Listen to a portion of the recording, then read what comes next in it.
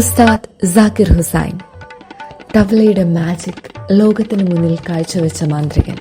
India ലോകത്തിന് സംഭാവന ചെയ്ത പകരക്കാരനില്ലാത്ത പ്രതിഭ. ഉസ്താദ് സാക്കിർ ഹുസൈൻ എന്ന പേര് കേൾക്കുമ്പോൾ തന്നെ മനസ്സിലേക്ക് ഓടിയെത്തുന്നത് താളത്തിന്റെ അത്ഭുത ലോകമാണ്.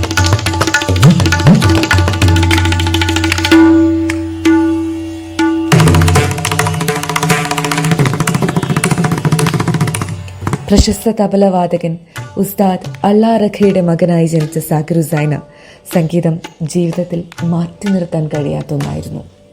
തന്റെ 6ാമത്തെ വയസ്സിൽ വീട് വിട്ടിറങ്ങാൻ തീരുമാനിച്ച സാക്കിർ ഹുസൈനെ അതിൽ നിന്നും പിന്തിരിപ്പിച്ചത് തന്റെ ഗുരുനാഥനായ പിതാവിനെ നഷ്ടപ്പെടുമോ എന്ന ചിന്തയാണെന്ന് അദ്ദേഹം ഒരിക്കൽ പറയുകയുണ്ടായി.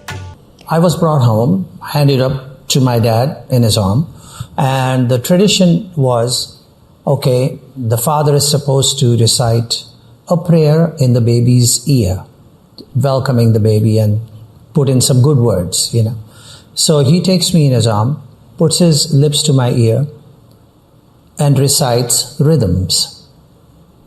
He did dhagitate, dhagitate, kridatate, and my mother was livid. She said, "What are you doing? You're supposed to say, prayers, not these rhythms." And he said, "But these are my prayers. This is how I pray." He said, "I am a worshipper of Goddess Saraswati, Lord Ganesha, and this is a devout Muslim talking.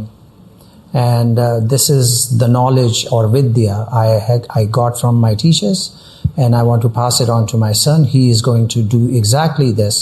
So why not start him early and give him these prayers?" That's what I mean when I say inducted already. So from there on, I think it was his routine every day to sit for an hour or so or two singing rhythms in my ear.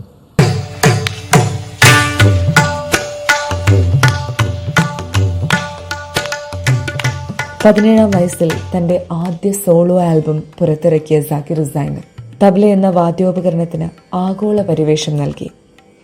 തബ്ലയുടെ ദ്രുതതാളത്തിനൊപ്പം ചലിക്കുന്ന തലമുടിയും സദസ്സിനോട് സംവദിക്കുന്ന സ്വതസിദ്ധമായ ശൈലിയും സാക്കിർ ഹുസൈന് മാത്രം സ്വന്തമാണ്.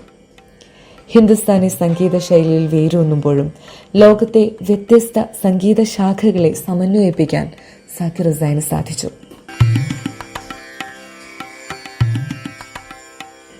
7 പതിറ്റാണ്ടുകളോളം കൈവിരലുകൾ കൊണ്ട് തബലയിൽ അത്ഭുതം സൃഷ്ടിച്ച മഹാപ്രതിഭ.